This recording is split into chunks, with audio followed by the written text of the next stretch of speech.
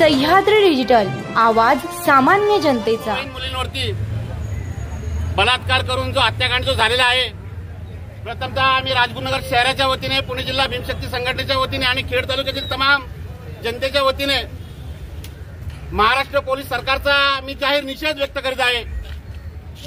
खरं वास्तविक परभणीमध्ये घटना घडली, तिथं सोमनाथ सूर्यवंशी या वडार समाजाच्या मुलाचा हत्याकांड पोलिसांनी घडून आणलं। महाराष्ट्राच्या अनेक भागांमध्ये मागासवर्गीय असतील, भटक्या विमुक्त असतील आणि इतर तमाम जातीतील लोक असतील, हा अत्याचार आणि अन्याय आमची मागासवर्गीय जनता सहन करत आलेली आहे। आणि याचं केवळ आणि केवळ जबाबदारी ही महाराष्ट्र शासन, महाराष्ट्राचे मुख्यमंत्री आणि गृहमंत्री यांच्यावर राहिलेली आहे।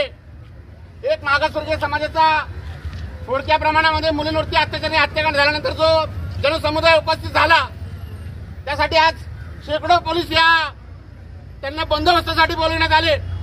आमचं म्हणणं असं आहे की या तालुक्यामध्ये आणि या गावामध्ये आणि या शहरामध्ये अशा घटना ज्या वेळेस घडतात त्या वेळेस पोलीस काही साखर झोपेमध्ये गेलेले असतात का?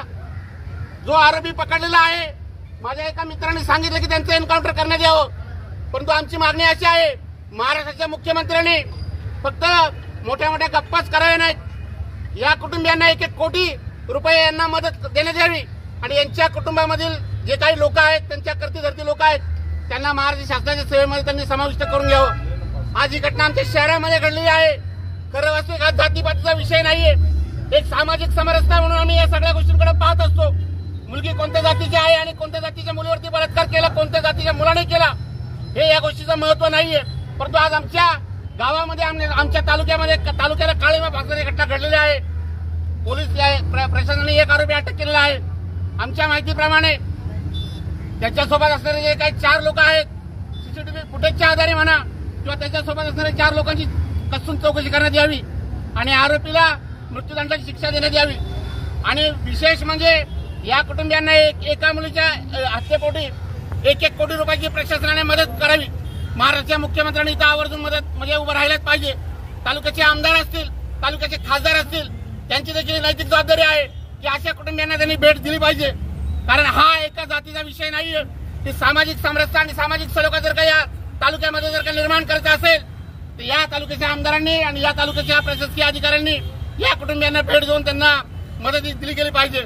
मी खेड तालुका भीमशक्ती संघटनेच्या वतीने, पुणे जिल्हा भीमशक्ती संघटनेच्या वतीने आणि काँग्रेस पक्षाच्या खेड तालुका काँग्रेस कमिटीच्या वतीने या घटनेचा जाहीर निषेध करून संपूर्ण महाराष्ट्र पोलिसांचा मी निषेध व्यक्त करतोय।